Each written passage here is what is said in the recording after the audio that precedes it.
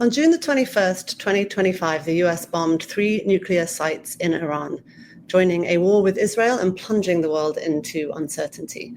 Today is Sunday, June the 22nd. I am Helen Walters. I'm head of media and curation at TED, and I'm joined by geopolitical expert and G0 founder Ian Bremmer to make sense of the noise.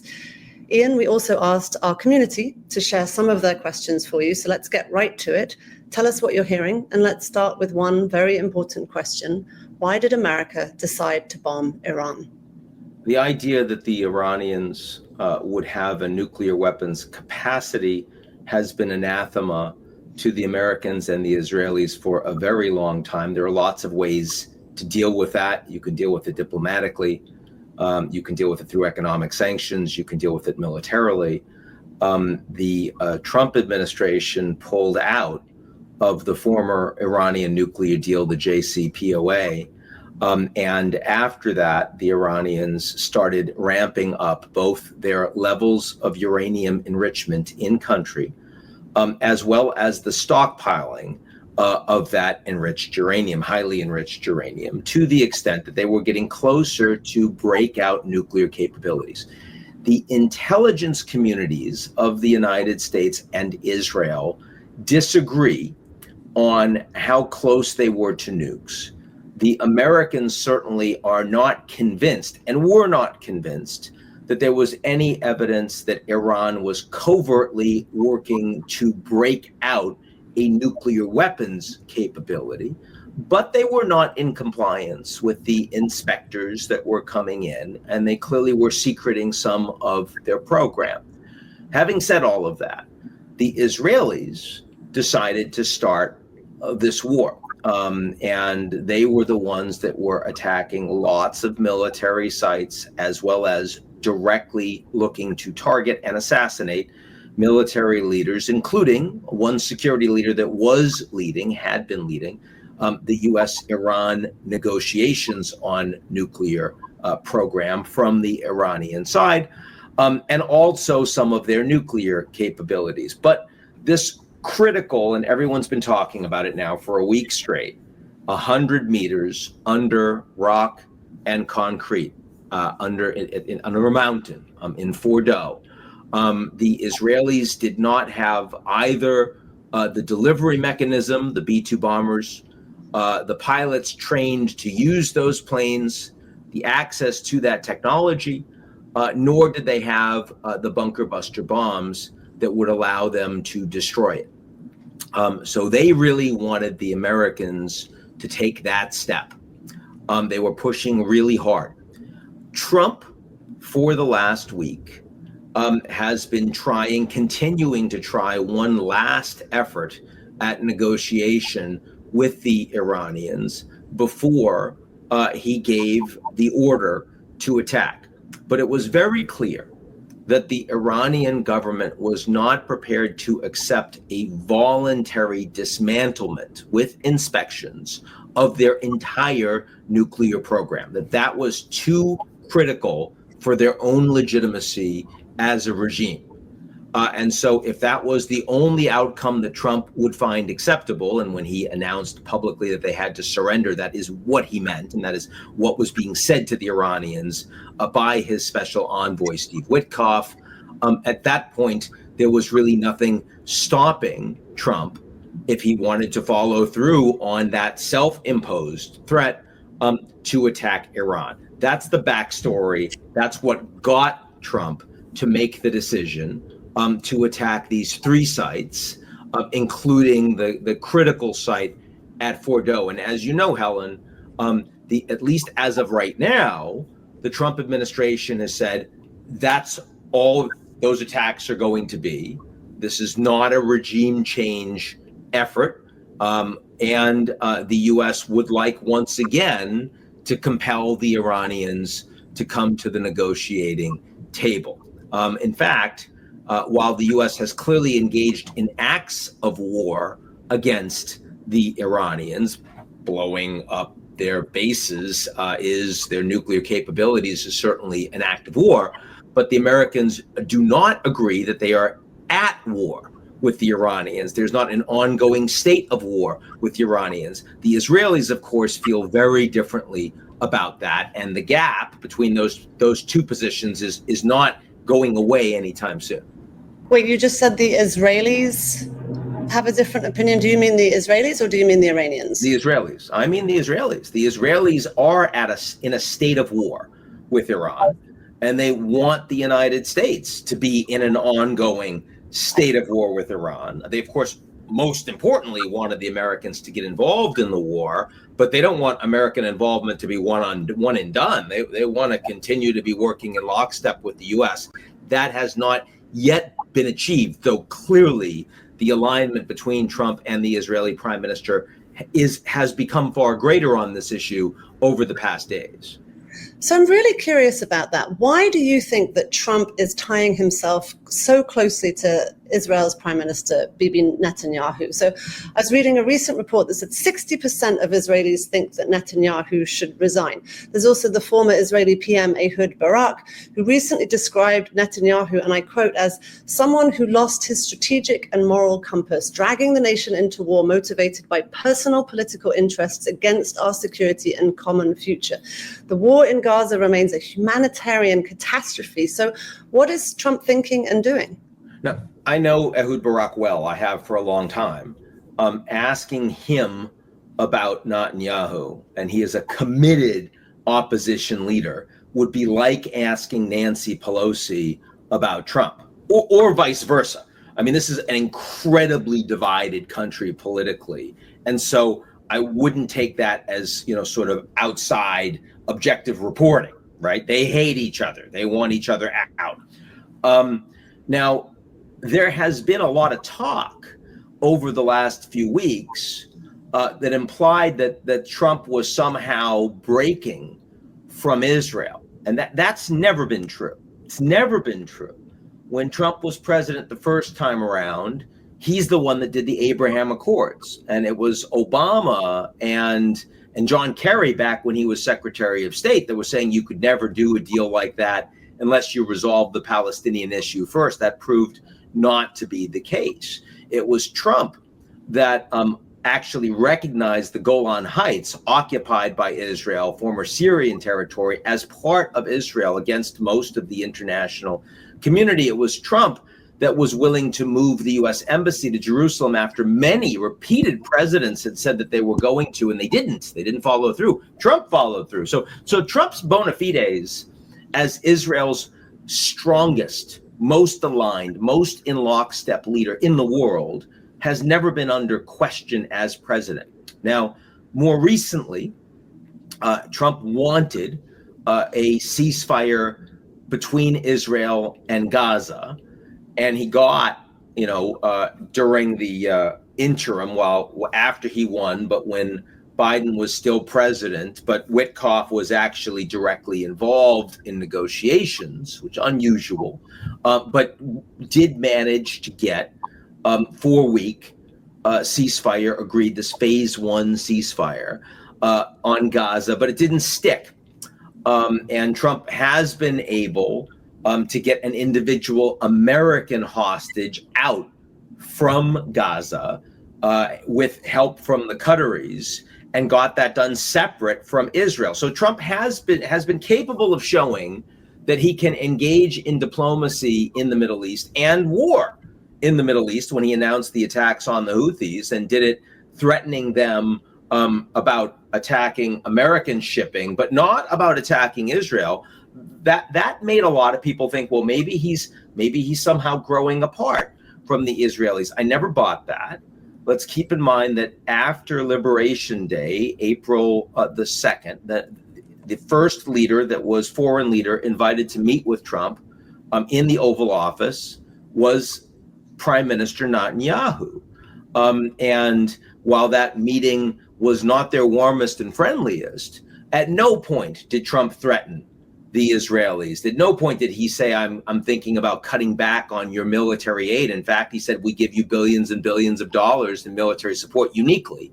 No one else receives as much, and we know how much you appreciate that. At no point did the U.S. threaten to scale back any of their intelligence support, which was so critical real time. The Israelis get more intelligence in the region, but the Americans have most of the processing capabilities. So they actually work incredibly close, very integrated in trying to understand exactly what's going on with Iran and its proxies around the region. At no point did that tail off. So Trump was providing that support every day in a way that was essential for Israel. When the Israelis started attacking, Trump and the Israeli prime minister had several phone calls, direct phone calls, and they were contentious because Trump was still trying to negotiate with Iran at that point, and Netanyahu wanted Trump to stop. But the fact that they have spirited, difficult conversations at no point made Trump consider pulling back from his 100% support for Israel's position and military capabilities. And so I don't think that there was a sudden gap that grew between these two men that was then bridged. I think that they were strategically aligned all the way through. So you refer to the fact that much of the rhetoric around this, from the Americans at least, is that this is not about regime change. J.D. Vance has said that. Defense Secretary Pete Hegseth also said that this is not about having an open-ended war. It is not about regime change. So never mind the rhetoric. Does this attack bring about regime change in Iran? And what does Iran look like going forward? It certainly doesn't in the near term. There's no way to bring about regime change by bombing military leaders and their capabilities. Iran is a country of some 90 million people, and the way you bring about regime change is for them to rise up, or ground troops engaged in a war that no one is calling for, no one wants, and that Trump would strongly resist. So there's certainly a lot of Iranians that are very, very strongly opposed to the brutal and repressive theocracy that Supreme Leader Khamenei and the Iranian Defense Forces control. But their ability to continue to repress the Iranian people is high. This is not Assad's Syria with a weak and unprofessional and badly paid military. These are very strong military domestic capabilities and militias with secret service and surveillance that really matters over their people, and a long record of responding brutally to uprisings and brooking no dissent. And indeed, at least in the near term, the response of the Iranian people to the Israeli and then the American strikes, including against their nuclear capabilities, I suspect is a rally around the flag, will be more nationalism against Israel and the United States. Now, that may not last for long. And certainly that's one of the principal reasons why, when push came to shove, as it has over the last week, the Iranians were unprepared, even knowing that it was highly likely the Americans were going to blow up their nuclear capabilities, or at least try. They were unwilling to say, okay, we capitulate, we will actually dismantle these. Much better for their regime stability and for the national support that they get from their people to resist that, to show themselves as strong and make the Americans do it. And in the last 24 hours, what we have seen is Iranian state media talking about these as being weak attacks that only did peripheral damage to Iran's nuclear capabilities, that the Americans didn't do that much. There's no reason to believe that. The important point is that this is what they want the Iranian people to believe to keep the regime strong. This is consistent in that regard. And I'm sure you're going to ask this, but let me just kind of preempt it, Helen, is that whatever the Iranian response is going to be, the state media and the Iranian leaders will present it to the Iranian population as far greater in scope and severity than what they actually do, for the same exact reason. So thank you for preempting my very next question, which is indeed about the potential response from Iran. So the Iranian parliament today approved a measure to close the Strait of Hormuz, which doesn't mean that that will happen immediately, but they have approved it. The Strait of Hormuz, of course, being the critical oil route between Iran and Oman, which, if that does happen, would have serious implications for the global economy. So why would the Iranians not do that? Do you think they'll do that? What do you think will be the next moves from Iran? So first point, Iran is not a democracy. Iranian's parliament is very conservative, is mostly powerless, and is rubber stamp. The Iranian parliament talking about approving closing the Straits of Hormuz is sort of similar to Dmitry Medvedev, the once president and prime minister of Russia, saying today that other countries might consider giving the Iranians nuclear weapons. Has nothing to do with what Putin would or would not do or the state of his negotiations. It's rhetorical flourish. I don't think that the Iranians would consider closing the Straits of Hormuz for a lot of reasons.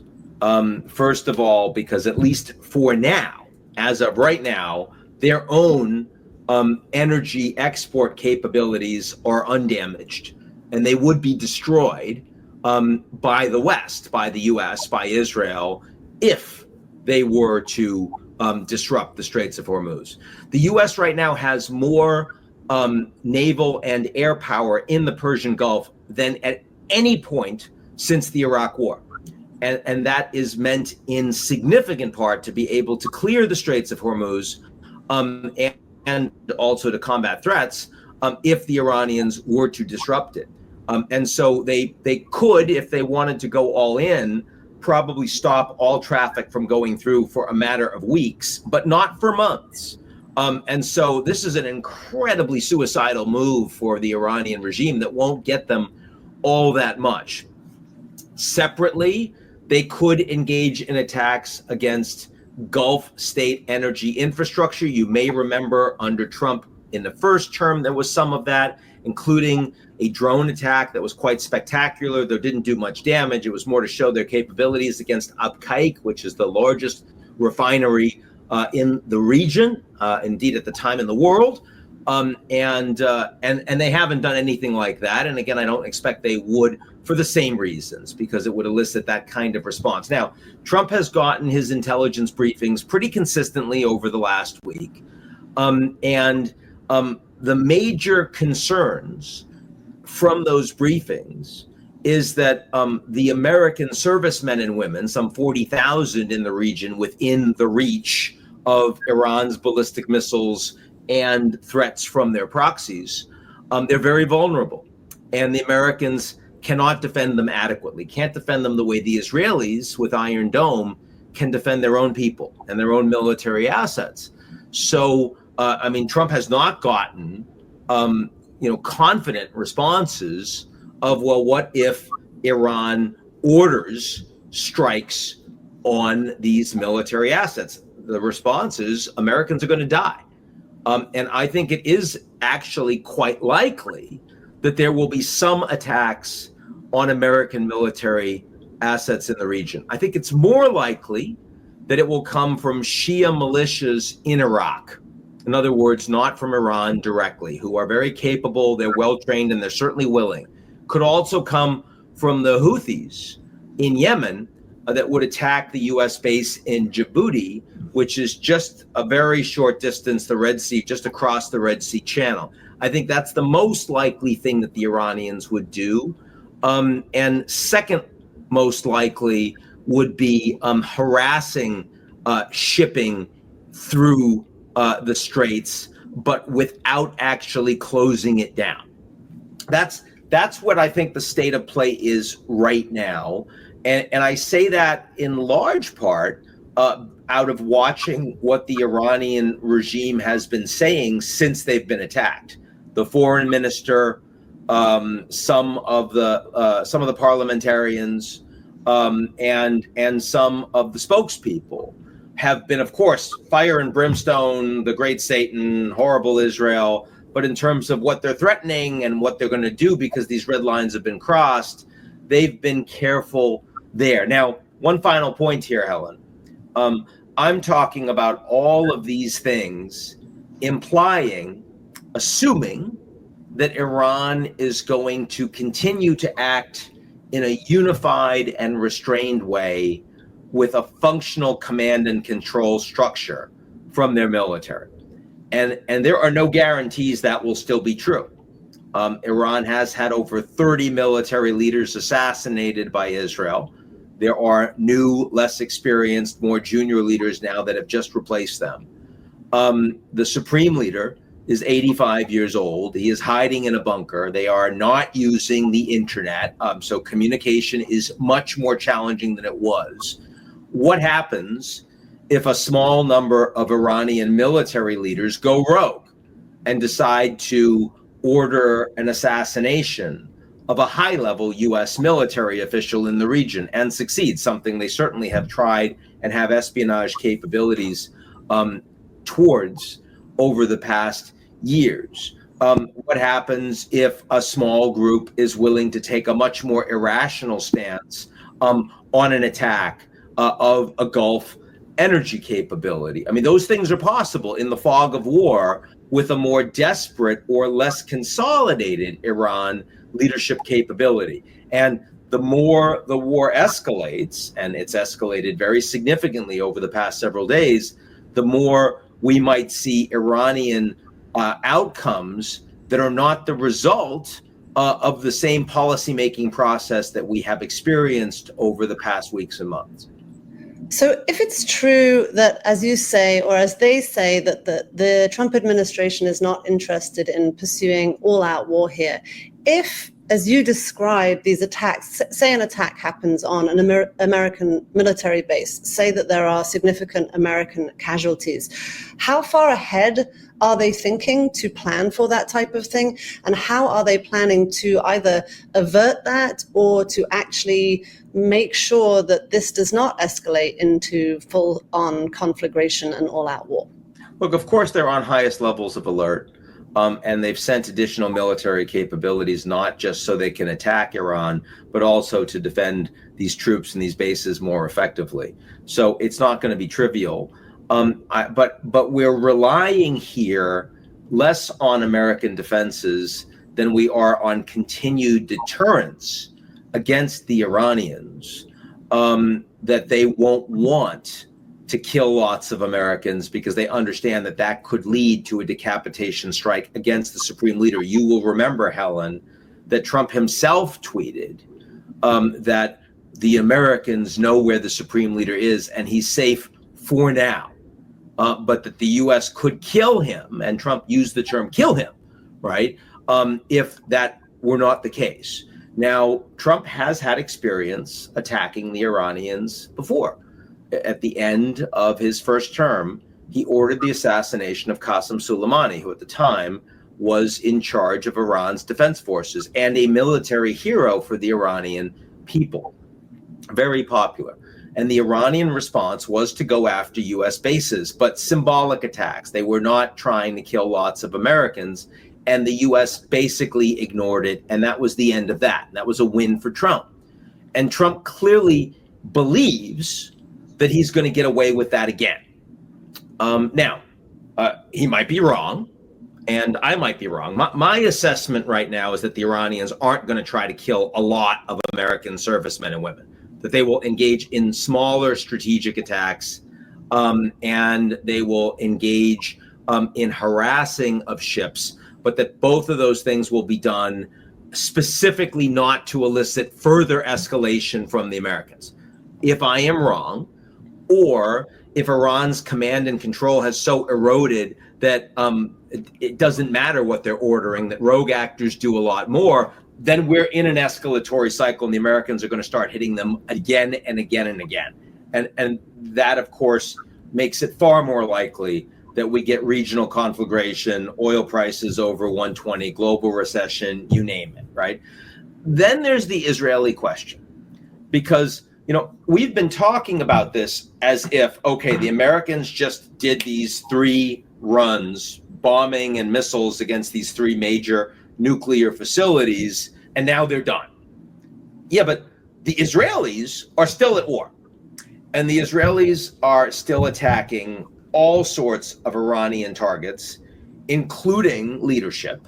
And the Israeli defense minister, as recently as yesterday, made statements that implied that the Israelis were not prepared to allow Supreme Leader Khamenei to continue to run the country, to continue to exist. So it's conceivable that the Israelis are trying to bring about regime change, even though it's not in their capability to do it themselves. That they certainly are trying to escalate the war and bring the Americans into a greater degree than we have presently experienced. And the fact that Israel can continue to do that, and the Americans are neither disposed to stop them nor are likely to be disposed to stop them, also makes the likelihood of further escalation higher than it would be if this was just about the Americans. Most of the places in the world where you and I would talk about this kind of American action, it would be the US that is driving the escalation and the other country, asymmetrically less powerful, responding or not, right? That is not where we are right now. The Israelis are actually in the driver's seat on the war, and they're trying and succeeding to a degree to bring the Americans in, but they haven't succeeded completely. And that gap is one that the Israeli prime minister would like to diminish over the coming weeks and months. To the extent that he is successful, the war is likely to escalate. So interesting. What do you think are some of the tactics that Israel is using to try to draw the US further into this with them? Well, as I said, the Israelis actually have most of the intelligence on Iran and its proxies in the region. And the prime minister of Israel presents that intelligence in a filtered way to Trump directly. Again, the US and Israel actually work together very, very closely. The Americans process the intelligence. The Israelis don't have that much capacity to do that.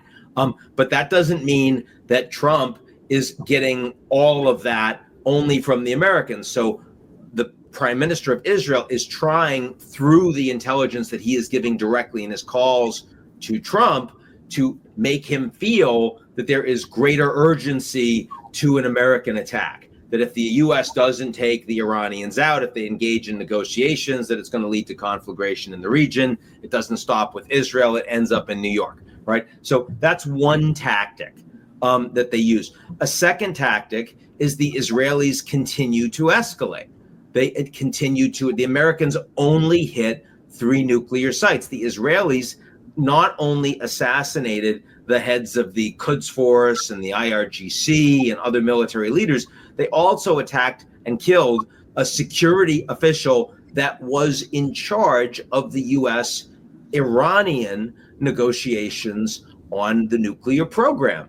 And I mean, obviously, it's a lot harder for the Americans to have success in negotiations if the person that is your principal interlocutor is killed by Israel, right? So, I mean, all of these things are making it harder for the Americans to contain the war. Also, the Iranians have said that they're not willing to engage in negotiations as long as the Israelis are continuing to attack them. Well, that's music to the Israeli prime minister's ears, because he doesn't want the Iranians to engage in negotiations. He wants to continue to attack Iran. Now, I mean, is that just propaganda from Iran, or are they actually willing indirectly at this point to maintain lines of communication? They're certainly willing to keep talking to the Turks. They're willing to keep talking to the Europeans. So it's not like the Iranians aren't doing any negotiating right now, but certainly the expected 6th round of US-Iran talks facilitated by Oman were disrupted by the Israeli strikes. And that was absolutely part of the program. So what about the broader Arab world? How does this change geopolitics in the region? It's important to understand that on the war in Gaza, Israel was nearly completely isolated globally, aside from the United States. The Europeans were increasingly incensed about it, even though they didn't want to take on many costs. The Gulf states were opposed. The global South was opposed. Japan, South Korea was opposed. Everyone was opposed. On Iran, that's really much less the case. The Europeans support the Israelis on Iran. The Brits do. The Canadians do. Only the Finns. The Finns were the only EU member that came out against the Israelis' attacks on Iran. The Japanese also condemned it, but a pretty soft and perfunctory statement. China took a pretty balanced view, and the Gulf states have opposed it, but privately they're much more comfortable with, as the German Chancellor Friedrich Merz has said, someone doing their dirty work. The Gulf states don't want the Iranians to have a significant military capability. They don't want them to have certainly a nuclear weapons capability. And they've been uncomfortable with Iran's so-called axis of resistance, which has been deployed against them as well as the Americans and Israel. So certainly the Gulf states don't want any threats to energy coming out of the Gulf, going through the Gulf. They're worried about that. They want the war to end. They want this to be stable, but they're not committed friends of the Iranians at all. So I would argue that as long as the Iranians do not respond in a significantly escalatory way, and the Israelis are unsuccessful in dragging the Americans further in, that the geopolitics of the Gulf aren't going to change that much. But of course, we are completely uncertain as to whether those conditions will remain true. And that the real danger here is that this war is going to escalate significantly in the coming weeks and months, even though that is not Trump's intention. It's not what he wants. And even though the Iranians would like to avoid that because this is existential for them, it's very hard to keep this war as contained as Trump and the Iranian supreme leader would like it to be. And that is going to be strongly opposed by the Gulf and could deeply undermine their own economies, could deeply undermine their ability to continue to export energy to the rest of the world.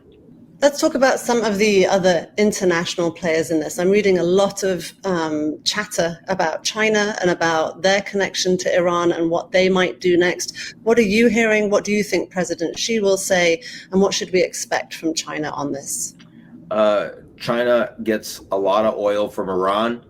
China also gets a lot of oil from Abu Dhabi, from Riyadh. And they are not a principal diplomatic player in this conflict at all. They clearly are not supporting the Israelis, and they're not supporting the United States in what they consider to be an unacceptable incursion into Iran's territorial integrity. But they're willing to do very, very little. I mean, if I look at the Chinese and then and their statements, and I look at my friend, the UN Secretary General Antonio Guterres at the Security Council, I don't see a huge amount of difference between the effectiveness of that. And one of them is a guy that doesn't have an army or an economy, and the other one runs the second largest, most powerful country in the world. And it just shows you how little China's playing here. Fascinating. Okay, so what about Russia? You referred earlier to Dmitry Medvedev talking about potentially sending nukes to Iran.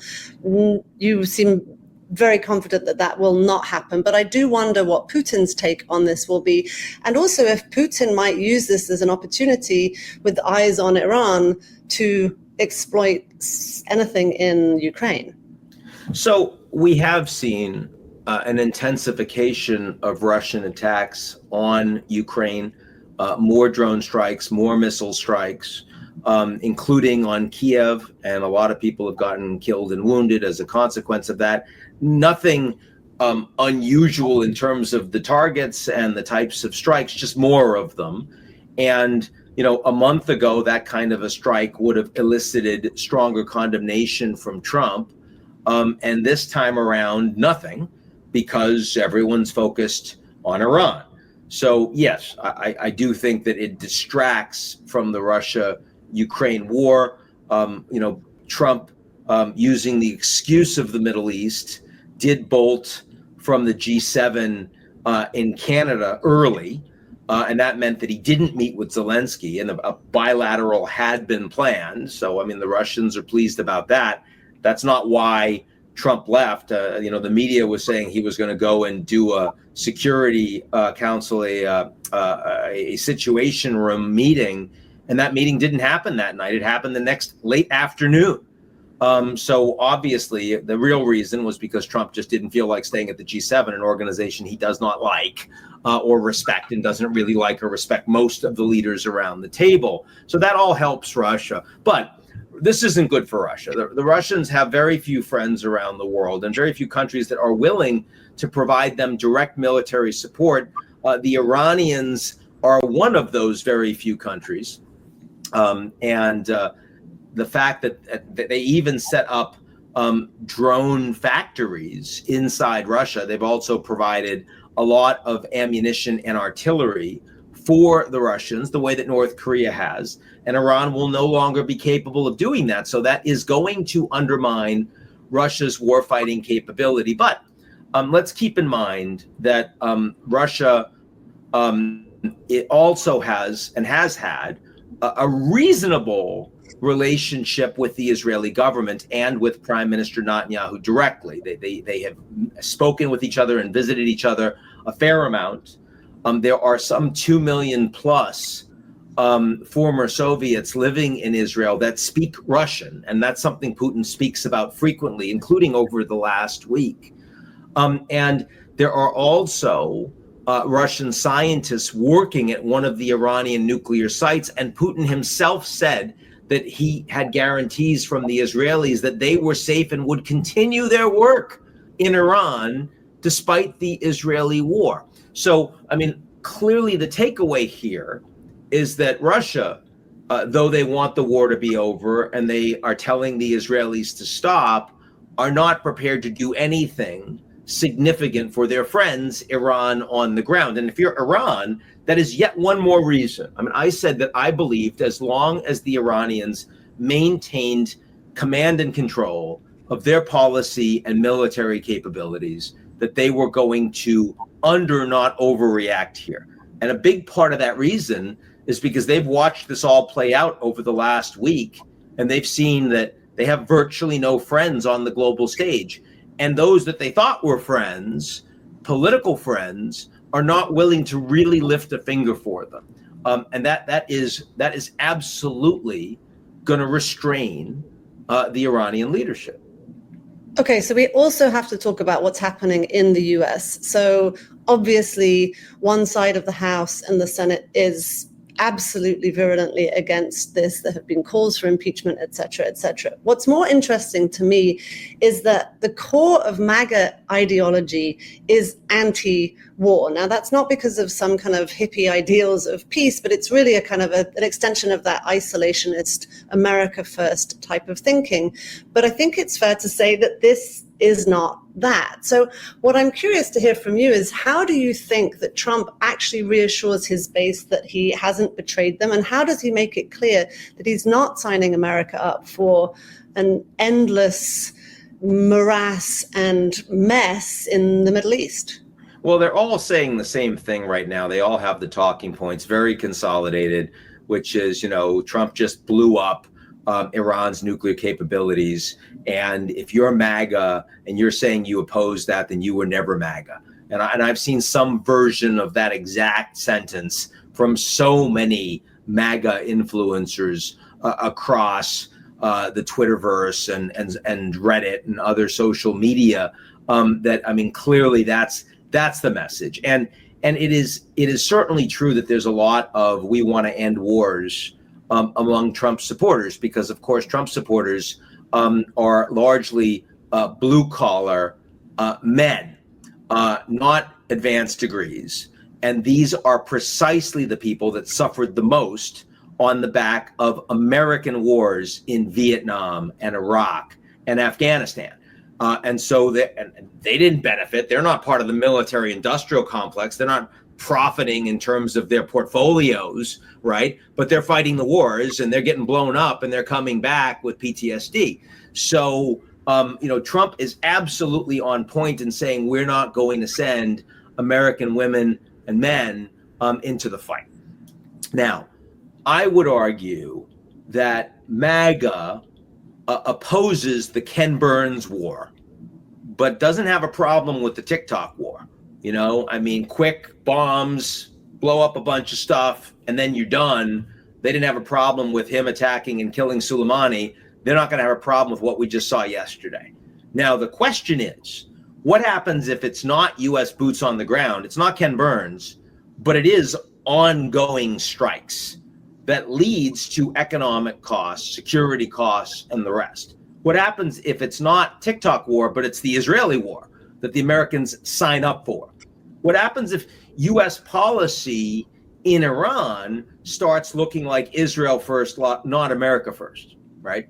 And that, I think Trump will have a harder time navigating with MAGA. I think he will lose some people there. In the same way that he was in danger of losing people if he went too hard on immigration. Shutting the border, great. But going after people that you need to work in the United States, in hotels and restaurants and farms, a lot of people had serious problems with that. A lot of Trump voters had serious problems with that. And he backed off of it, even though Stephen Miller was pushing it. So, the problem that Trump has, He's got the right baseline policies for his base: end the wars, secure the border, fair trade. But his ability to implement on that has been significantly constrained. And we've already seen that on the economy and on all of the trade deals that are supposed to get done and aren't done yet. And we're already seeing that on immigration, very strong performance with the Mexicans on securing the border, much less so in terms of getting illegal immigrants out. And now we're seeing big questions around ending the wars. Trump so far is 0 for 3 on ending the wars. He's tried to end. He's tried to end Russia-Ukraine, so far failed.